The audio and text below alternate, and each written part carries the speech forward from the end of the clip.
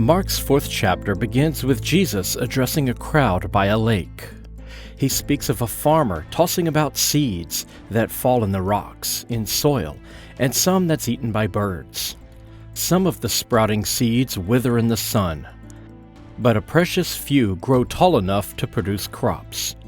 Later, his 12 disciples ask him why he spreads his message in parables instead of speaking plainly. Jesus responds with, "They may be ever seeing, but never perceiving, ever hearing, but never understanding. Otherwise, they might turn and be forgiven." Theologians have struggled with this response, as it sounds as if Jesus doesn't want some people to comprehend his message of salvation, thus dooming them for eternity. These people simply can't grasp the hidden meaning of his message and are so compared to stony ground and choking thorns, inhospitable to the seed of his teaching. But this message didn't come from Jesus at all.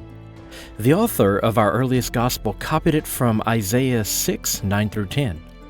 In fact, when the gospel writers needed Jesus to say something profound, they often turned to this specific book, plucking so many quips from the prophecies of Isaiah that they make up fully half of the quotes attributed to Jesus. I'm your host, Jason, and you're listening to Dragons in Genesis. Before we can begin to understand the book of Isaiah and study its contents, we must first answer several questions. Chief among them, what kind of book is Isaiah? The Hebrew Bible consists of 3 sections: the Torah, which includes the first 5 books of the Bible, the Nevi'im, or prophets, and the Ketuvim, or writings. Isaiah is part of the Nevi'im, or the prophets, which is itself divided into 3 sections. The former prophets, which includes Joshua, Judges, Samuel, and Kings. The latter prophets, Isaiah, Jeremiah, and Ezekiel. And finally, the minor prophets, which is comprised of 12 smaller books from the likes of Amos, Hosea, Zechariah, and others. Isaiah is the first book of the latter prophets, and truly our first prophetic material, as the books of Joshua and Kings are actually a sort of reimagined history, not prophecy. If you're looking at a Protestant Bible, you'll instead find Isaiah immediately after the Song of Solomon. In the Catholic and Eastern Orthodox Bibles, it'll be located after Sirach. Sorry, Protestants, you don't have that book. Unlike earlier prophetic works that aren't actually prophetic, Isaiah is truly a work of prophecy. Not that the writings contained here actually predict the future. They don't. But they're written as if they do. Let me explain. The prophecies in Isaiah are commentaries on the state of affairs at the time of their writing, but the individual prophecies are composed as if they had been written in the past to give the impression that the author was in fact accurately predicting the future. Occasionally, one of the authors of Isaiah, there were several, does make an attempt at predicting the future, and as expected, the future doesn't quite turn out quite the way they imagined. This, the text accuracy with regard to historic events, is how scholars are able to approximate the date of the text. Imagine someone pretending to write during the early 1960s and predicting the assassination of John F. Kennedy, the fall of the Berlin Wall, the September 11th attack on the World Trade Center in New York, the election of Barack Obama, and the subsequent election of Hillary Clinton. Based on this information, we would inevitably conclude that the author would be writing in 2016, prior to the November election, as they had all of their information correct with the exception of that election's outcome. And that's a quick method for dating a prophetic writing. The prophecies in Isaiah cover a handful of topics, but the primary focus is the fate of the nations of Israel and Judah. In this collection of writings, we'll be exposed to the great divine plan of Yahweh, the patron God of Israel. This plan is presented as a punishment followed by a reward. The punishment, often described as a day of judgment, is meant to chastise Israel and Judah for their offenses against Yahweh. They've disappointed their God and disgraced themselves, and must thereby be slapped down for their transgressions. The reward is presented as a restoration, sometimes called the Day of Yahweh, in which the descendants of those who suffered the earlier punishment will be restored to glory and rewarded for their newfound righteousness. The city of Jerusalem and the hill of Zion will become the center of a new world, and the people will be led by a royal Savior. This Savior is descended from David, and he will serve as the Messiah for the formerly oppressed people. This provides justification and explanation for the recent tragedies experienced by the lands of Israel and Judah, as well as hope for a coming day when all things will be set right, a promise of a bright future in a dark time. Furthermore, this sets up for the institutional changes experienced by the Hebrews during the time of the Assyrian conquest, Babylonian conquest, exile, and return to Jerusalem following the Persian conquest of Babylon. Isaiah also seeks to frame the turbulent years experienced by the people in terms of an ancient nature renewal festival which saw the enthronement of kings, but we'll get to that in a bit. Assyria and Babylon, as well as Egypt to a lesser degree, are depicted as great enemies to Israel, as well as enemies of Yahweh. Though they are also instruments of Yahweh's wrath, hand-chosen by the deity to exact his vengeance upon the Promised Land and his chosen people, for their idolatrous and wicked ways. Persia, the nation that defeated Babylon and released the captives from slavery and returned them to Jerusalem and the surrounding cities, is likewise presented as an instrument of Yahweh's divine plan, led by Cyrus the Great, God's own Messiah who was chosen by the deity to deliver the people back into their land. The book, like Psalms, links the king in Jerusalem with Yahweh, establishing the God as the king and presenting the human king as the Son of God. In places, the writing style resembles that of Enoch, with strange imagery and references to divine beings. A complex angelology is likewise present in Isaiah, with Yahweh being referred to as Yahweh Sabaoth, the Lord of the heavenly host or Lord of armies, denoting his role as leader of the sons of El Elyon. Other cosmic beings make their appearance, and foreign rulers are depicted as rival angels who must be cast down and punished for their deeds. Speaking of foreign rulers, we also need to discuss the historical context for these writings. The first section of Isaiah was one of the most tumultuous times in Israel's history. The Middle Assyrian Empire had been in steady decline, losing its hold on vast sections of territory, thus weakening the empire. This trend ended with the reign of Adad-Nirari II, who began the Neo-Assyrian Empire, a long stage of conquest and growth which would ultimately lead to Assyria becoming the strongest military power in the world under Tiglath-Pileser III. During this period, the 14th king of Israel, Zechariah, son of Jeroboam II, who was also the first king to reign from the city of Samaria, was assassinated after merely 6 months of rule. His assassin, Shallum, established himself as king, but he too was soon killed and replaced by Menahem, who agreed to pay tribute to the expanding Assyrian Empire to prevent war in his country. His son, Pekahiah, lasted only a year in power before he too was assassinated by Pekah, who then became king and formed an alliance with Damascus to push back against the Assyrian expansion. Meanwhile, the Philistines had invaded the south end of Judah, taking lands for themselves. The Edomites, who at this point had been subjected to Judahite rule for about 50 years, revolted and were able to gain their independence. The aforementioned alliance between Israel and Damascus was crushed by Tiglath-Pileser, who grabbed up every inch of coastline all the way to the borders of Egypt. Ahaz, the king of Judah, traveled to Damascus to pay tribute and homage to Tiglath-Pileser and returned to Jerusalem to construct a new throne, which resembled that of the Assyrian emperor, and introduced the people to the Assyrian gods. Pekah, the Israelite king, was assassinated by Hoshea, who became a vassal of Assyria, but then foolishly revolted, prompting Assyria's wrath in 724 BCE. Samaria fell to Sargon II in 721 BCE. After Ahaz's death, Hezekiah ascended to the throne.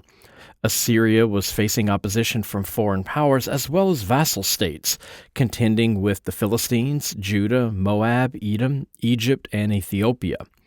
The revolt was quickly crushed by Sargon.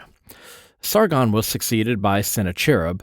During his reign, Hezekiah rebuilt Jerusalem's defenses in preparation for a siege and refused to pay tribute to the Assyrians in 705 BCE. The response from the Assyrians was devastating. Tyre was the first city to fall, followed by more than 40 others.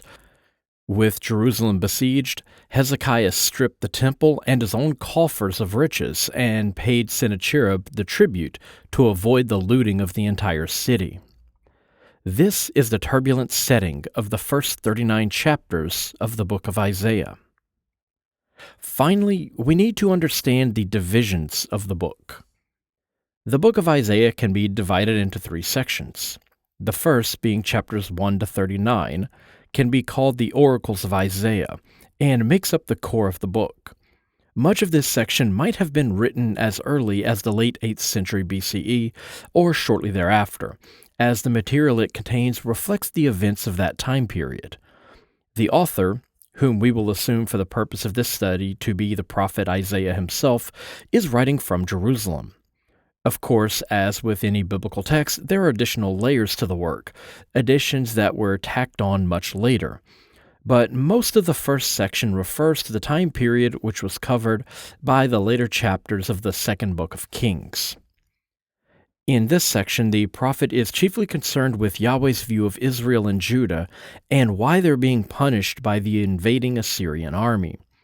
They're delivered as prophecies attributed to Isaiah himself, but could also be from students or a school of prophets, publishing under a singular name.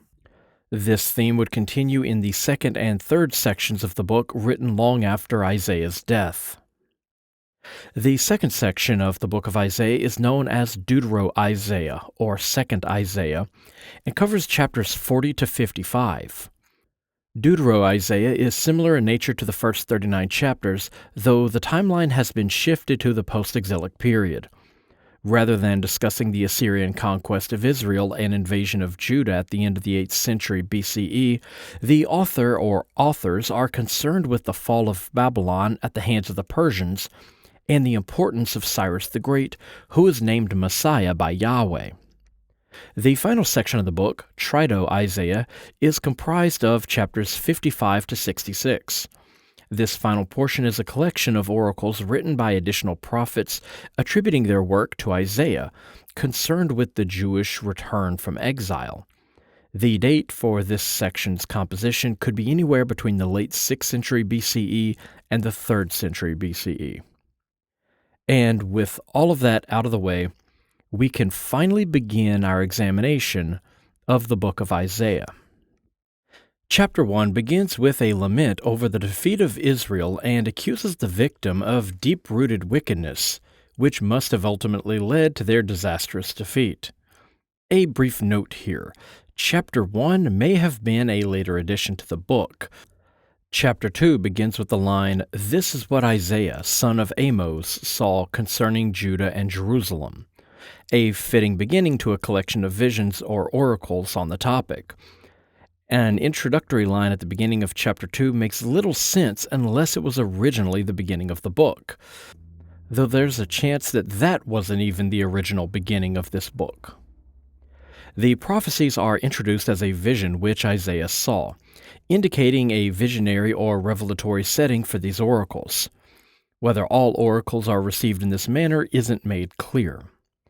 Isaiah begins relating his vision in which Yahweh spoke to him. Sons of Yahweh have risen up and rebelled against him, a blatant reference to the fallen angel theology we've become familiar with since reviewing the Enoch material of episodes 48 to 54. And just as we learned that each nation is under the authority of a son of God, see Deuteronomy 32:8, he blames these rebellious sons for the wickedness in Israel. It is a sinful nation, laden with wickedness, filled with evil and corrupt offspring who have forsaken Yahweh and spurned the Holy One of Israel. We must remember from the Psalms episodes that the king of a nation is a son of God, and his actions are responsible for the peace, safety, and prosperity of his kingdom. Also, this title for Yahweh, the Holy One, will appear some 28 times in this book, and it's one we should already be familiar with. That name was frequently used in the book of Enoch. Isaiah and Enoch share a common theology. Yahweh continues describing the wickedness of the nation, comparing it to a sickly body. Every spot from head to foot is infected, without a clean spot on it. This is why the cities were burned, and the land laid to waste, like the devastation of Sodom and Gomorrah. We'll see a repeat of this comparison as well, where the promised land is likened to Sodom, another place destroyed for its transgressions. This is his view of Zion. In verse 10, he calls the rulers of Jerusalem princes of Sodom, to further this comparison. Then he attacks their religious piety. What care I for the multitude of your sacrifices? As if Yahweh didn't command such practices in the book of Exodus. This is a jab at the oppressive practices of the temple, which often exploited others and grew fat and wealthy off the sacrifices they demanded. These rulers, which were priests, are seen as evil, and their sacrifices are thus rejected. If you recall the Exodus episodes, you'll know that the temple sacrifice was a gruesome and bloody affair. This detail is important as it's specifically called out in the oldest copy of Isaiah known to exist. The Great Isaiah scroll discovered in Qumran includes a line to verse 15, not found in later versions. The modern version reads, "When you spread out your hands, I will close my eyes to you. Though you pray the more, I will not listen." But in the Isaiah scroll, we read, "When you spread out your hands, Yahweh will not look on them. Your hands are full of blood." In verse 18, Yahweh entreats the rulers to choose between rebellion and obedience, entreating them to return to their righteous path. He says their sins are like scarlet, but let them become white as wool. This is a reference to the scapegoat ritual. Once the sins of a nation were transferred into the scapegoat, a red thread, possibly soaked in the blood of the pure goat, which had already been sacrificed, was then tied to the door of the sanctuary. After the scapegoat was led into the wilderness to be sacrificed to the demon Azazel, the scarlet thread was replaced with a clean white thread to signify the remission of sins had been completed.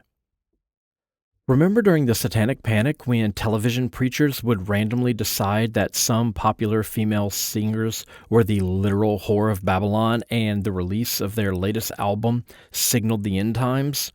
I think Madonna was called the whore of Babylon by roughly 1/3 of the U.S. population during the 1980s. Verse 21 of the first chapter may give us the actual identity of this mysterious figure. This section, from verse 21 to 28, concerns the purification of Jerusalem, and it begins by calling the city a whore. Later, in the New Testament period, apocalyptic authors would criticize temple corruption and their pandering to the Romans, and when they referred to Rome, they likened the empire to Babylon, another ancient power that conquered the land and destroyed their temple. So Jerusalem was the whore of Rome, which they called Babylon. So verse 21 tells us the once faithful city had become a harlot, once home to justice, now home to murderers. The princes are rebels, and they abuse the poor and the widows. So Yahweh has decided to punish the city, so that it may one day be restored and return to justice and faithfulness, a theme which we will see again in the New Testament. Zion shall be redeemed, and the sinners will be crushed. We then find a fragment concerning the condemnation of fertility cults and sacred groves, instructing the readers to be ashamed of following such wicked ways. They should avoid the terebinth trees and sacred gardens, lest they become like those trees that Yahweh shall wither. Later, this theme will be revisited when Christians depict Jesus as withering the fig trees which symbolize the old ways of Israel, so they can be replaced with a new style of worship. The final verse of chapter 11 contains a hidden gem, especially if we examine the Isaiah scroll from Qumran. We're told these trees shall burn like tinder, and the one who tends it shall become a spark. Both of them shall burn together, and there shall be none to quench them. But in the Qumran version, it reads, the strong ones and their work shall burn together. Azazel, leader of the fallen angels in 1 Enoch, his name means strong one, and we know from 1 Enoch 10:7, Matthew 25:41, and Revelation 20:10 that he and his followers will be burned on the day of judgment. Also of note, King Manasseh, who is said to have killed the prophet Isaiah, was buried in a garden in Jerusalem, which bears a variant of this name, the Garden of Uzzah.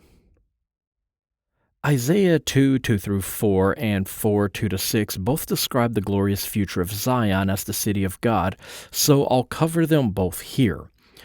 The beginning of chapter 2 is nearly identical to Micah 4:1-3, and may share a common source, or one may be copied from the other, with no clear indication of which is the original. Isaiah has a vision of the holy mountain of Yahweh, originally called Zaphon, but now called Zion, and this mountain is exalted above all other mountains. This mountain of Yahweh contains his house, and all the peoples shall go to it to give praise and receive instruction, similar to how Moses went up on Sinai to receive his instructions. This was the mountain garden of God which reached into the heavens, the Garden of Eden, from Ezekiel 28, 1 Enoch 18, and 1 Enoch 24. Instructions from Zion go forth into the world as a guide for the many nations. The people will turn their swords into plows and their spears into pruning hooks, and never again wage war. The time of judgment is linked with agriculture and harvest, a common theme in this book, among others, such as Amos 8 and Joel 3. The end of the year was linked with the judgment of Yahweh, as is demonstrated by the timing of the Day of Atonement, which was concerned with the remission of sins, fertility of the earth, and the anointed king. We jump to chapter 4, where we read that the branch of Yahweh will be beauty and glory, meaning the land of Israel. All who remain in Zion will be called holy, and their names inscribed in the book of life.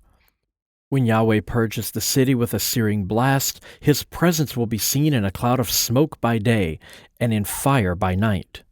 This is the imagery associated with Yahweh in the Exodus story, when he led the people through the wilderness as they were guided by a column of smoke during daytime and a column of fire by night. Taken in conjunction with the presence of the mountain and the thunderous blast, we can easily see this as imagery associated with a volcano god. And the idea that the presence of Yahweh is denoted by a cloud of smoke appears throughout the Old Testament, from Moses' meeting on Sinai to the incense billowing from the Holy of Holies, to the cannabis residue discovered in the temple of Yahweh at Tel Arad. 2:5 is added as a conclusion to the intro verses of chapter 2 and calls for the house of Jacob to walk in the light of Yahweh. Psalms 50 and 80 depict a light shining out of the Holy of Holies, and Ezekiel 43, 1-5 describes Yahweh like a sun god, rising in the east and shining over all the earth and entering the temple.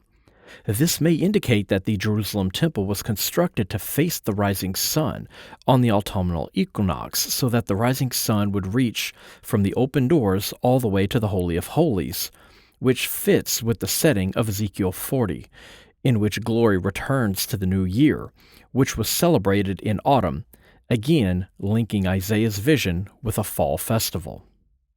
Chapter 2 concludes with a section comprised of multiple oracles, or fragments of oracles linked by topic, the land corrupted by rebellious angels, whose primary sin is pride. While the mountain of Yahweh is exalted, those who rebelled shall be brought low. A phrase that appears throughout this section of the chapter in verses 9, 11, and 17. The people have been misled by diviners and soothsayers like the wicked Philistines.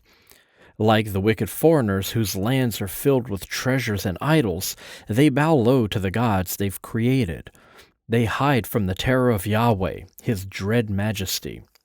The language here is quite powerful, portraying Yahweh as a fearsome monster, as arrogant humans are thrown down before the Lord. We must also point out that the sins mentioned at the beginning of this section, divination, working with silver and gold, and waging war, are all among the evil skills taught by Azazel and his followers in 1st Enoch. This is a depiction of Israel being corrupted by evil angels, working through their corrupted rulers. Yahweh will vanquish the idols, and people will hide in caves from the terror of Yahweh. I'd like to point out here that Lot and his daughters hid in a cave when Yahweh rained down destruction on Sodom, so this may be meant to be understood as another nod to that story, equating the impending punishment of Jerusalem with the destruction of Sodom and Gomorrah. It could also be a parallel to the 1 Enoch 10 version of the Noah story, in which the archangel Uriel instructs Noah to hide from the destruction brought by Yahweh. All of this, according to verse 12, will happen on the day of the Lord, elsewhere called the Day of Judgment. It's important to note here that the name used is Lord of Hosts, or Yahweh Sabaoth, which can be translated to Lord of the Army. This older name for Yahweh establishes him not only as the leader of the other sons of El Elyon, but captain of the heavenly army. Chapter 3 can be viewed in 3 sections. 1 to 12 containing sayings concerning the rulers of Jerusalem, 13 to 15 is Yahweh's accusations against the rulers, and 14 to 26, along with the first verse of chapter 4, is a condemnation of the women of Jerusalem. Chapter 3 begins with an oracle stating that Yahweh Sabaoth will take away leaders and warriors from the land, a likely reference to the deportations practiced by the Assyrians and later Babylonians. Judges, elders, diviners, nobles, magicians, and counselors will all be taken away. In their place will be child princes too fickle to govern. This is a reference to the unskilled who are thrust into leadership roles in the absence created by the deportations. Woe to them who boast of their sin like Sodom, they bring evil upon themselves. But the just will do well. Their own leaders deceive the people. Verses 13 to 15 shift to Yahweh arguing his case against the people. He stands to accuse them and put them on trial, taking his role as judge over the land for their wickedness, which includes greed as they stole from the houses of the poor to enrich themselves. This crushing of the people by those in power has angered Yahweh Sabaoth. We find similar scenes in 1st Enoch and the Psalms, where God judges the world and other heavenly beings from his throne in heaven. Yahweh's attention shifts to the daughters of Zion, which may have been a group of priestesses. We know women practice religious rituals in Jerusalem, and this seems like an attack on that practice. He begins in verse 16 by speaking out against their jewelry, with anklets jingling at every step. They're also adorned with decorations depicting the sun and moon, as mentioned in verse 18. We've already seen in previous episodes that a thriving cult which worshipped a female solar deity was present in Jerusalem in the First Temple period, and they were depicted as adorning themselves with cosmic symbols, including those of the sun, moon, and stars. And these verses seem like another reference to that cult. Yahweh's attack on them will turn their perfume into a sickly stench, their fine sashes into coarse rope, and their adorned heads into scabby baldness. They'll wear sackcloth and shame. This section concludes with chapter 4, verse 1, which speaks of the deportation of the men and the imbalance of population that will result, as 7 women will approach one man in the hopes he will marry them, as there are no husbands to be found. Chapter 5 can be divided into 3 parts. The Song of the Vineyard in verses 1 through 7, the Oracles of Woe in verses 8 to 25, and the threat of the invasion concludes the chapter with verses 26 to 30. The Song of the Vineyard is a prophetic song about harvest and the day of judgment set in autumn. An anonymous singer has a friend with a vineyard on a fertile hill. This is meant to represent Zion. It was cleared of stones and planted with the best vines. This represents the people who were cleared from the promised land, so the chosen people could take up residence. But despite the best people with the proper theology, the crop yield was only rotten grapes, meaning they had abandoned Yahweh and turned to idolatry and wickedness. He then asks for the people of Jerusalem to judge his vineyard and asks what more could have been done. The man, of course, is Yahweh, and he's rhetorically asking his own people what else he might have done to give them a desirable situation. He then explains his plan to destroy the protective fence and allow animals to graze and trample the vines, and let it become overgrown with thorns and suffer drought, just as the city was ruined and its people were killed.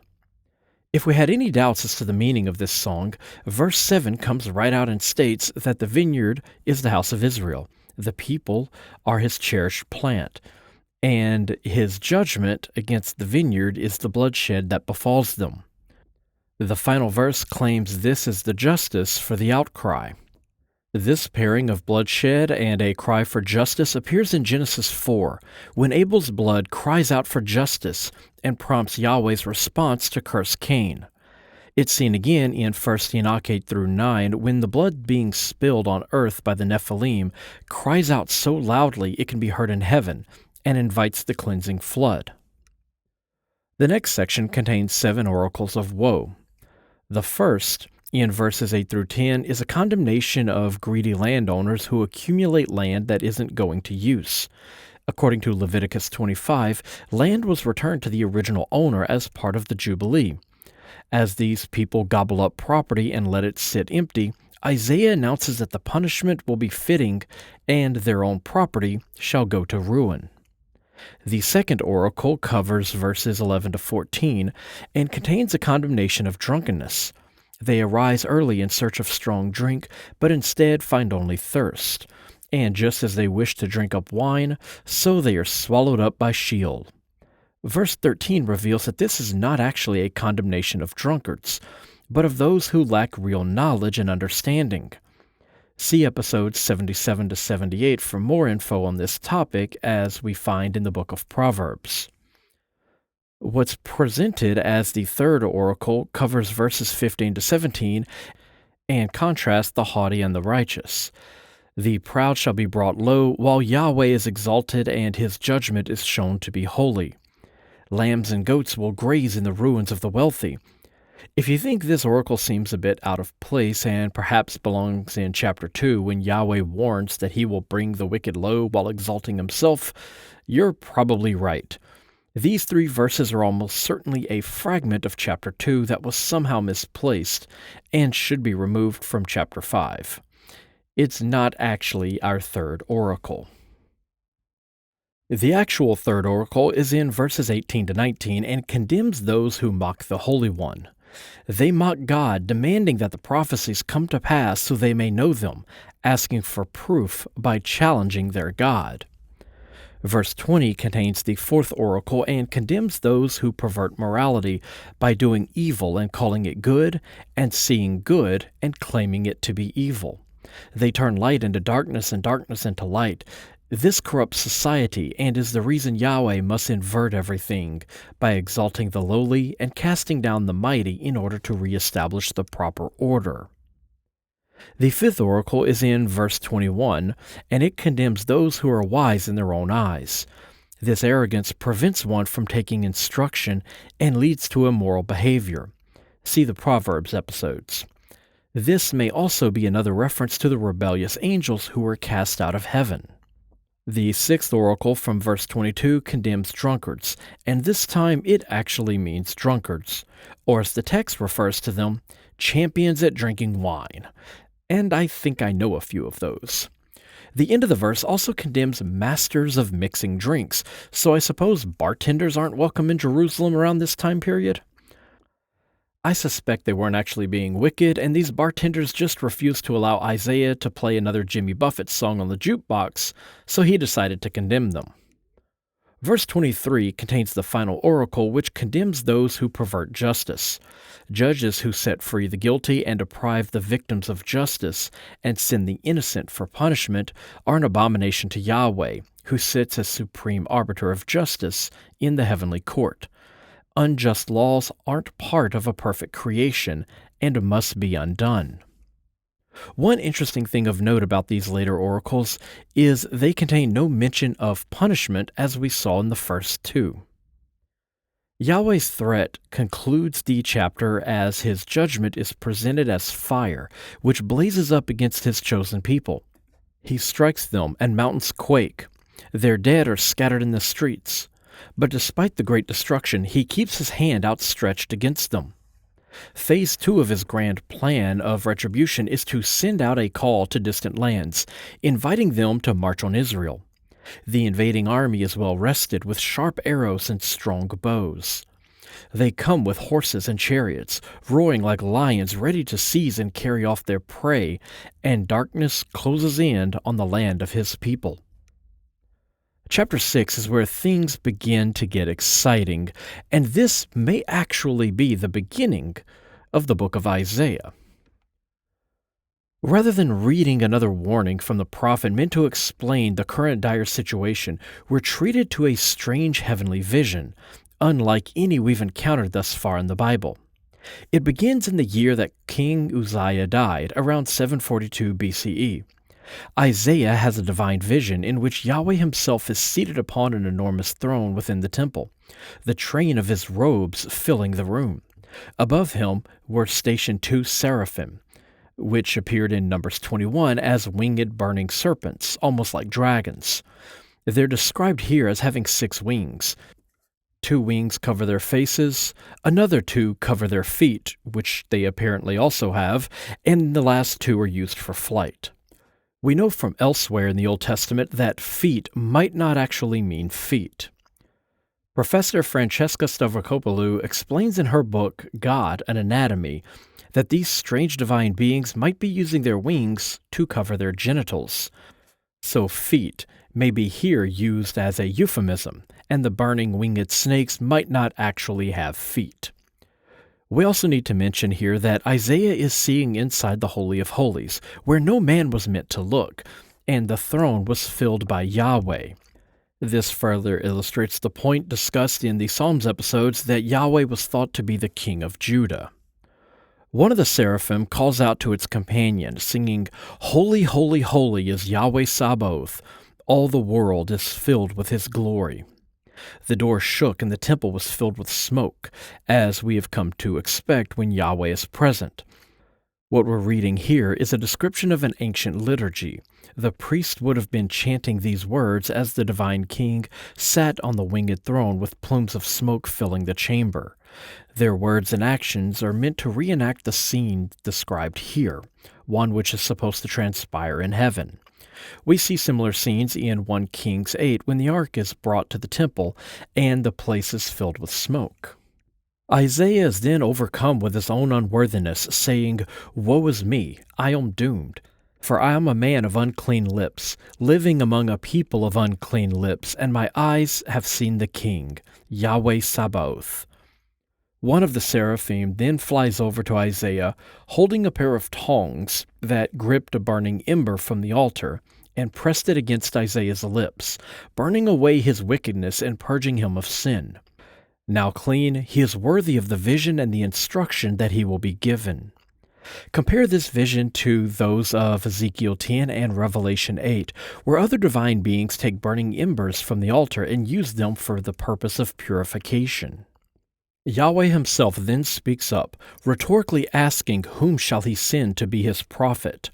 Isaiah replies, "Here I am," and then Yahweh begins giving him his message to deliver to the people.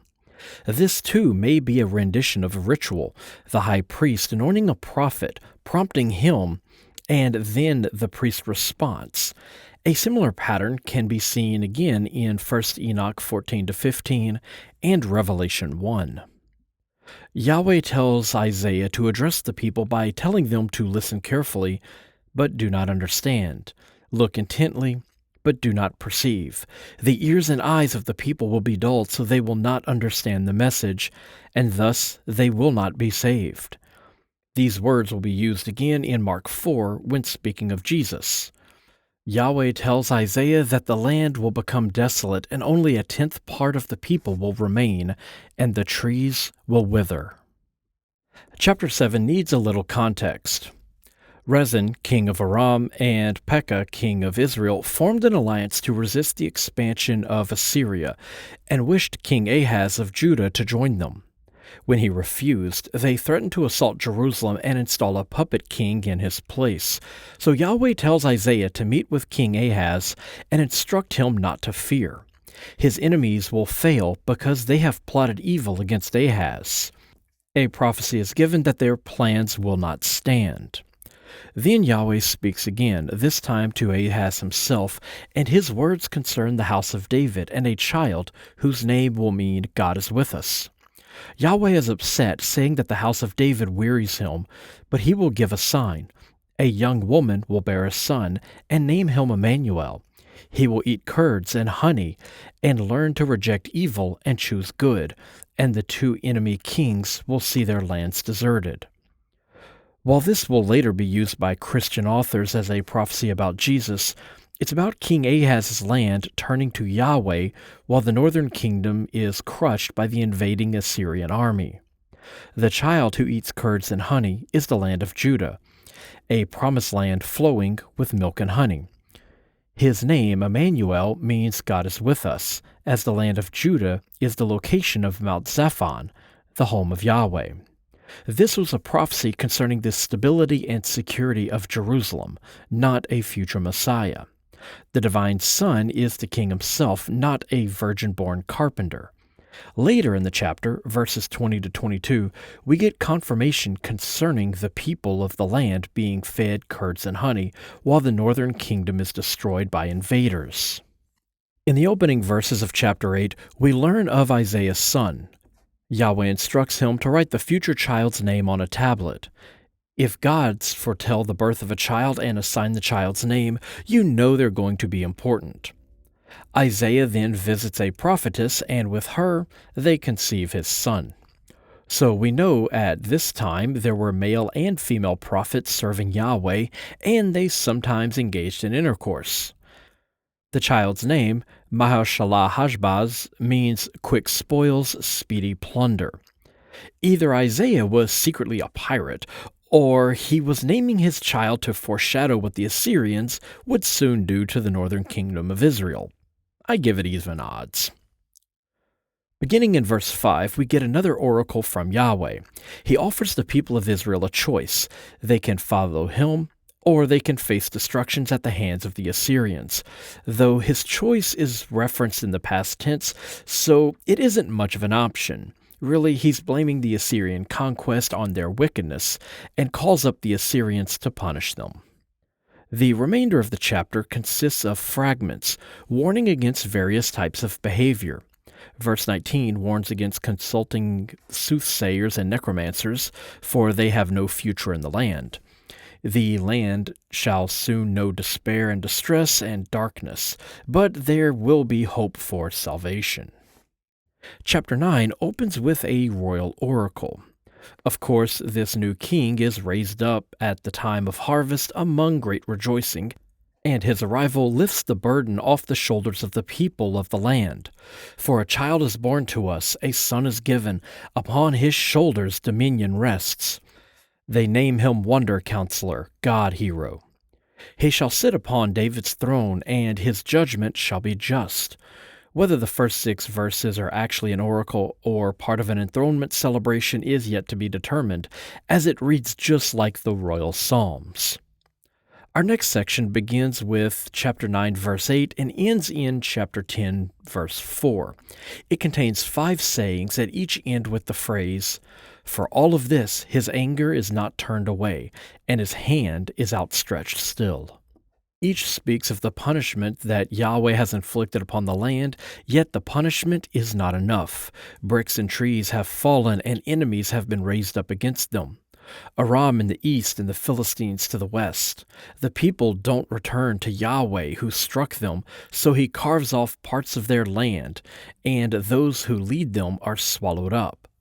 Their orphans and widows he does not pity. Their own wickedness consumes them, and Yahweh's wrath shakes the earth, and the people are starving, each clan attacking the others. They write oppressive decrees and pervert justice, preying on the weak, and the storm comes for them. As long as the Assyrians were attacking the northern kingdom of Israel, Isaiah was fine with it. They were an army called up by Yahweh himself to punish the idolaters. But once they set their sights on the holy city of Jerusalem, Isaiah's tune changed. Beginning in chapter 10, verse 5, we have an oracle against Assyria itself. As the invaders besieged Jerusalem and were eventually paid their tribute and departed, Isaiah frames the situation as Assyria claiming triumph over the northern kingdom, instead of crediting Yahweh, and thus earning for itself a punishment for their own pride. They conquer a list of cities, each one closer to Jerusalem than the last, but the Assyrians have elevated themselves in their own eyes, and Yahweh threatens to punish the proud nation in verse 12. Beginning in verse 16, he enacts his punishment, sending a leanness against the fat army to consume them. The Holy One, the Light of Israel, burns them up in a single day, treating us to more sun god imagery and leaving the inhabitants of the city with nothing to fear from Assyria. Verses 27 to 32 might be out of place as they describe the approach of the Assyrian army. The chapter ends with a couple verses meant to link this section with chapter 11. Yahweh threatens to prune the branches of the land and bring low the lofty ones, a common theme in this book, and another possible reference to the fate of the rebellious angels. The first 9 verses of chapter 11 describes the ideal king, and of course this section will be recycled by later generations as a prophecy of a future Messiah. He will be an offshoot of Jesse, blessed by the Spirit of Yahweh and the Spirit of wisdom through fear of the Lord. He will not judge by appearance, but judge justly, as we see in 1 Samuel 16:7. He strikes the ruthless with the rod of his mouth, and with the breath of his lips he slays the wicked. Later writers will depict this ideal king with fiery breath or a sword in his mouth. See 2 Ezra 13:8-11, 2 Thessalonians 2:8, Revelation 1:16, and 19:15. He will establish peace so that the wolf will live with the lamb, and the lion will lay down with the sheep. He's not speaking of literal animals here, but of people. The lambs and sheep represent the Jewish people, while the wolves and lions represent their foreign enemies. See episode 53 concerning the section of Enoch called the Animal Apocalypse. Yahweh tells them that the earth shall be filled with knowledge just as water covers the sea. The work of the fallen angels was corrupting the creation through forbidden knowledge. The undoing of that was the great flood, which had restored the creation to its original state. Verses 10 to 16 are almost certainly a post-exilic addition, as it refers to the restoration of Judah, and this was linked with the vision of the glorious future. Yahweh will take the people in his hand, those dispersed from Babylon to Ethiopia, and gather them together. There will be a highway for their return, just as there had been when they came up from Egypt. The people, united, will have the power to conquer the Edomites, Moabites, and Ammonites, and seize their possessions and subjugate them. It should also be noted here that in the first section of Isaiah, this is the only mention of the Exodus story, which simply wasn't known to the Israelites in the pre-exilic period. The oracles of Israel and Judah end with the Psalm of Thanksgiving, 6 verses that comprise all of chapter 12. The dating of this section is a matter of some debate, with scholars arguing that it belongs to Isaiah himself, while others push for an exilic time frame and attribute it to the authors of Deutero-Isaiah, while still others place it in the Second Temple period. On that day, meaning the day of judgment, the prophet will say that he gives thanks to Yahweh, though his God has been angry with him. That anger has subsided, and Yahweh now consoles him. He is salvation and strength. This part, "The Lord is my strength and my salvation," comes from Exodus 15:2, the Song of the Sea. While Isaiah wouldn't have known about the Exodus story in the First Temple period, the Song of the Sea is much older than the Exodus, and is among the oldest portions of the entire Bible. He proclaims that he will give thanks and make known the deeds of Yahweh across all the nations. His name will be exalted, and they will sing his praise for all that he has done. He then calls for the city of Zion to shout their exaltation of the Holy One of Israel, who is great in their midst. That's going to wrap it up for this episode. Next time, we'll continue our study of Isaiah, picking up with chapter 13. You can help the show by giving a review on your favorite podcast app or by heading over to dragonsandgenesis.com, where you can find links to donate, join my Patreon, send books from my wish list, find a list of reading material, and get information on the latest episodes. And as always, thank you for listening.